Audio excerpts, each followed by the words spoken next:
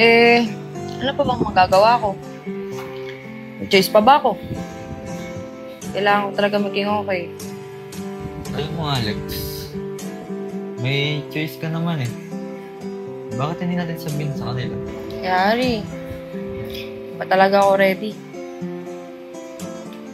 Di pa ako ready na sabihin sa kanila. Alex naman, hanggang kailan ba natin itatago to? Yari, hindi ko pa talaga kaya eh. Pati, tamang panahon naman para dyan eh. Yari, nakikiusap ako sa'yo.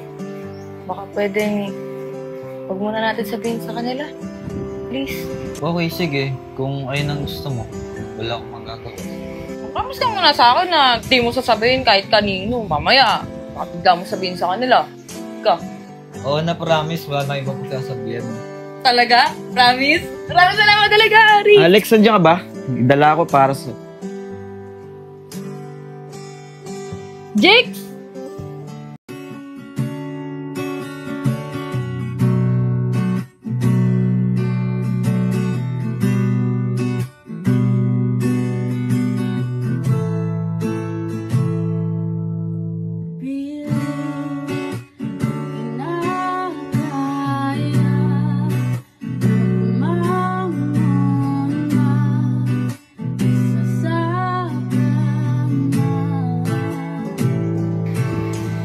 Intindihin mo na lang ako, Ari.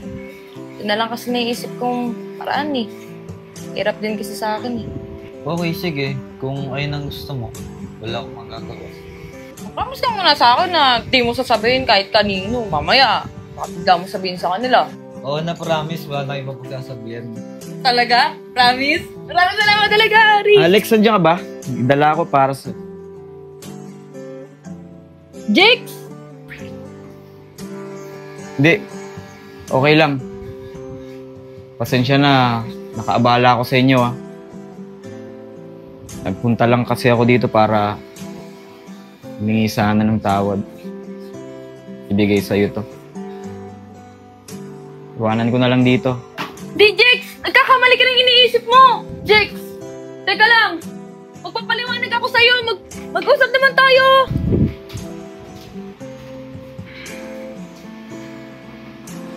Ano nga ba sinasabi ko eh?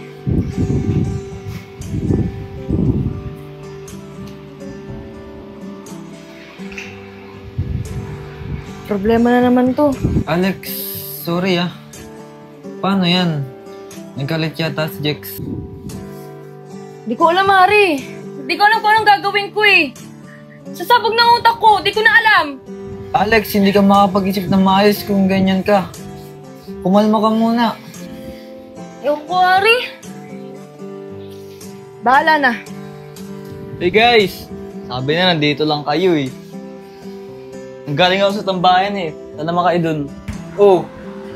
Ba't ang seryoso niya masyado? Wait nga, dito ako po. Hey guys, ba't ang tahimik nyo? Ano ba nilalaro nyo? Tula-tulalaan? Ano, magsasalita ba kayo? Hindi. Hari, nasan yung pinsan mo si Kylie? Wala, tol. Maaga umalis kaninang umaga eh. Kala ko nga magkasama kayo. Hindi, tinatawagan ko nga eh. Pero di naman sinasagot mga tawag ko. Ikaw, Alex, baka naman alam mo kung nasan si Kylie. Sabihin mo na sa akin. Di ko rin alam eh. Ganun ba? Eh si Kuya, nagpunta ba dito? Umalis din kasi ng bahay yun eh. Di nagpunta dito, tol. Alex, Aisen, uwi muna ako. May konting problema lang. Teka tol, uwi ka kagad? Oo, tol eh. Baka nandun na din sa bahay sila tita. Baka hinahanap na ako. Eh di sasabay na din ako sa'yo. Wala naman si Kylie dito eh. Sige, ikaw bahala, tol. Ano, Alex? Ano na kami? Sige lang, mga tol. Ingat kayo.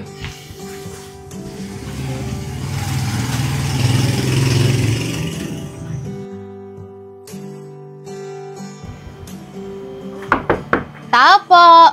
Alex!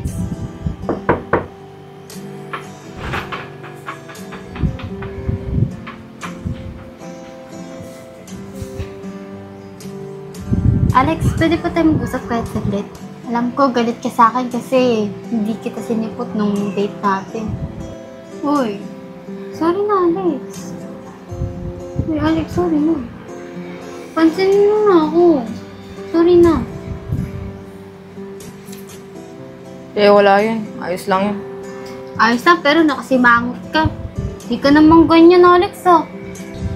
Oo nga, Kylie, okay lang. Promise. Pati, may iba lang akong iniisip ngayon. Parang, alam ka nang iniisip mo. Alam mo na rin ba? Sinabi ko sa'yo ni Ari. Oo. Sinabi niya sa akin lahat.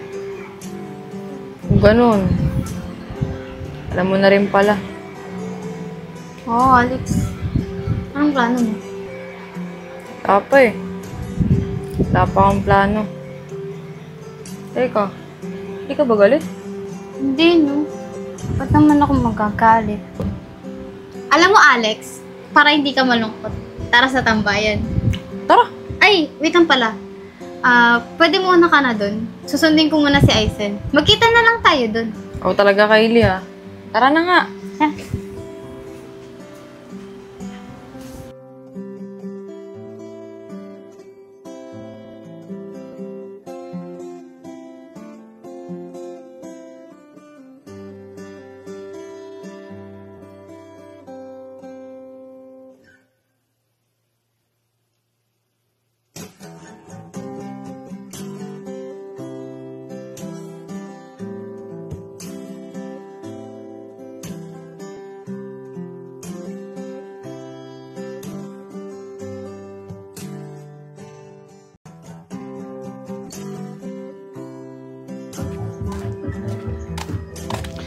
Alex, ba't mag-isa ka lang dyan? Di sila tumambay? Uy, magsalita ka naman dyan. Tulala ka na naman. Inisip mo ba rin ba yung kahapon? Oo eh. Hindi ko alam paano makapagpaliwanag sa kanya. Bukod dun, hindi ko alam nasan siya. Naku ba, Alex? Huwag ka na malungkot. Kaya nga ako na dito eh. Ano ka ba? Wala to. Pati, magtatatlong oras na ako nakatambay dito. Naantay ko baka tumambay si Jex. Pero wala pa din eh. Sa tingin ko, malabong tumambay yun, Alex. Dahil sa mga nakita niya kagabi. Alam ko naman eh. Pero, hinihintay ko pa rin siya. Baka tumambay na kasi. Paano di mo alam kung saan nahanapin? Di ba alam mo bahay nila? Ba't di mo puntahan? Eh, lagi naman wala yun sa bahay nila eh. Bukod dun, nakailang punta na ako sa kanila. Laging wala. Bakit hindi mo puntahan ngayon? Malay mo na dun sa kanila.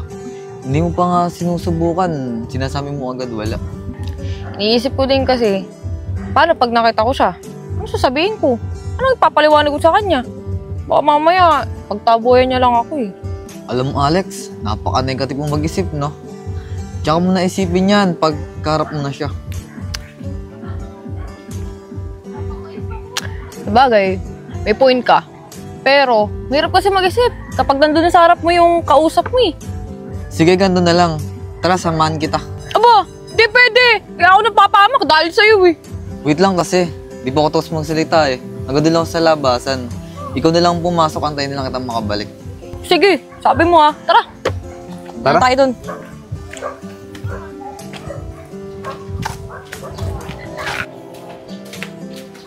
Ulan na naman ah. Sana may masakyan agad ako. Baka kasi pumunta sila agad dito eh.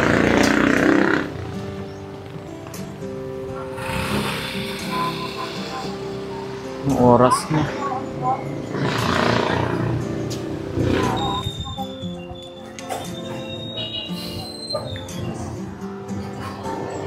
Oras na.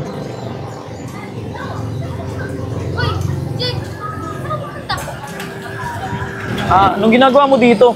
Umuulan, no? Saan ka pupunta? Susundin ko sana si Aizen eh. Nandiyan ba siya sa inyo? Si Aizen ba? Nandun sa bahay. Nakabihis na yun. Malamang papunta na rin yung tambayan. Sakto yung punta mo. Ganun ba? Tara, sama ka na sa amin.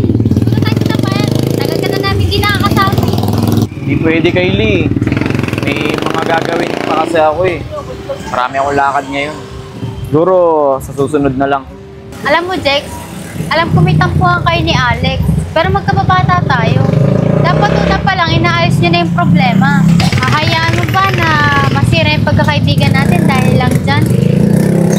Siyempre hindi, Kylie. Makikipag-ayos din naman ako eh. Sa ngayon kasi, hindi ko pa talaga kaya. Bigyan nyo lang ako ng mas mabang oras pa. Sige, Jex. Aasahan ko yan, ha.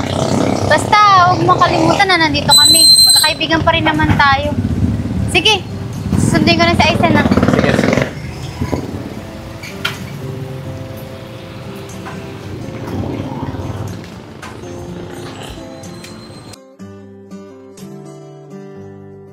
Ikaw naman, Kylie. Ba't sinundo mo pa ako? Eh di sana chinat mo na lang ako, tapos ako sumundo sa'yo. Hindi kasi, galing na ako kala Alex kanina. Kaya binalikan na lang kita. Ganun ba? Aizen, wala pala si Alex dito eh. Sabi ko sa kanya kanina, mauna na siya dito.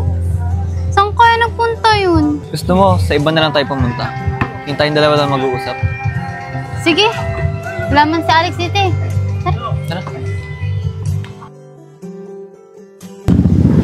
Tol, sabi mo, hanggang labasan ka lang ha. Sabi mo yan ha, baka mamaya mapabang ka naman akong dahil sa'yo. Oo nga tol, bilisan mo na lang. Okay, okay.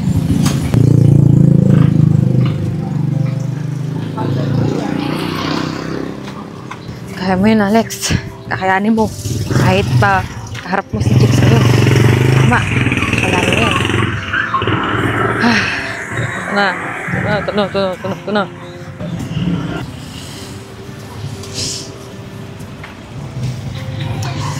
Tol, wala na naman si Jex doon. Sabi ng mama nila eh. Eh paano yan? Ano plano mo? Hindi ko alam eh. Okay lang yan. Tignan-tignan na lang natin sa mga lugar na pwede niyang tambayan. Sige, sigurado ka bang sasama ka sa akin? Eh, ang layo-layo nun eh. Dami pati pinupuntahan nun. Ano ka ba? Okay lang yun. Wala rin naman akong ginagawa eh. Sige, ikaw bahala. Tara.